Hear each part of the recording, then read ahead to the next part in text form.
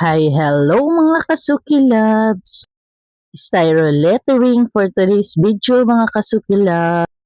Rush na pod na siya mga Kasuki Labs kay gichat ni siya gabi. So, kwaon na dayon tomorrow morning.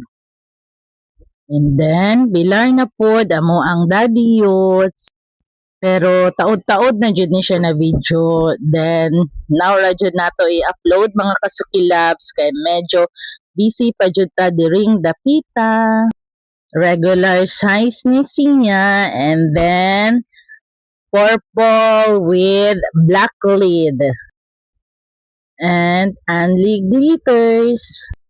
Rush ni siya na order mga Kasuki Labs pero atua jong ninduton para syempre masatisfied si customer. Usually kasi ato ang customer always dyan na sila magbalik-balik. So iniguman nato lettering, mauna na siya Faith, Ariana. Iniguman nato lettering, atuan ni siyang paughon guys. And then, that's the time na atuan ng i-cutting. You see that, guys? Daddy is cutting now the stylo now, guys. Daddy is super working hard making those stylos for the customer now, guys. So the customer will be so happy and in the daddy's work, so the customer will give him many money for daddy.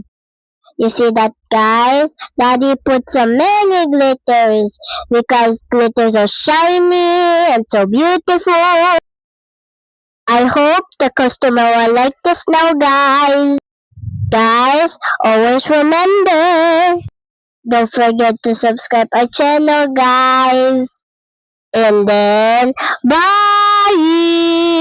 Boop, boop. Thank you guys for watching. Bye! See you next time!